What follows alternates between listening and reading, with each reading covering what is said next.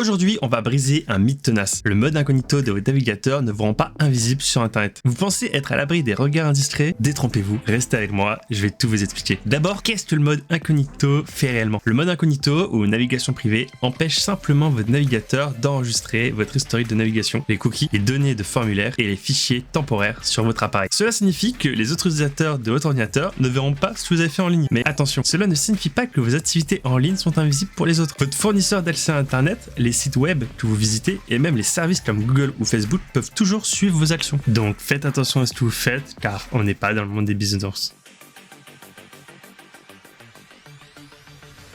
Voici ce que le mode incognito ne fait pas. Il ne masque pas votre adresse IP. Les sites web peuvent toujours voir d'où vous connectez. Il ne bloque pas les trackers. Les scripts de suivi et les cookies tierces peuvent toujours collecter des informations sur vous. Et il ne protège pas contre l'empreinte digitale du navigateur. Des techniques avancées permettent d'identifier votre appareil même sans cookies. En résumé, le mode incognito est utile pour cacher vos activités aux autres utilisateurs de votre appareil, mais pas pour protéger votre vie privée en ligne. L'empreinte digitale du navigateur, c'est une menace silencieuse. L'empreinte digitale du navigateur ou browser fingerprinting est une technique qui permet au site web de vous identifier en collectant des informations uniques sur votre appareil, telles que le type et la version de votre navigateur, le système d'exploitation, la résolution de votre écran, les polices installées, les plugins et extensions utilisées. Toutes ces données combinées créent une empreinte unique qui peut être utilisée pour vous suivre sur les différents sites, même en mode incognito. Comment supprimer les traces laissées en mode incognito? Même si le mode incognito ne sauvegarde pas votre historique, certaines traces peuvent subsister, notamment dans le cache DNS de votre système. Petit rappel, le DNS Domain Name System est un système qui traduit les noms de domaines lisibles par les humains comme www.example.com en adresse IP numérique comme 192.0.2.1, permettant ainsi au navigateur d'accéder au site web correspondant. Il fonctionne comme un annuaire téléphonique d'internet, facilitant la navigation en associant des noms familiers à leur adresse IP respective. Voici comment les supprimer. Selon votre appareil, vous allez devoir faire une commande différente. Sur Windows, il suffira d'ouvrir l'invité de commande en tant qu'administrateur et de taper la commande suivante. Cela effacera le cache DNS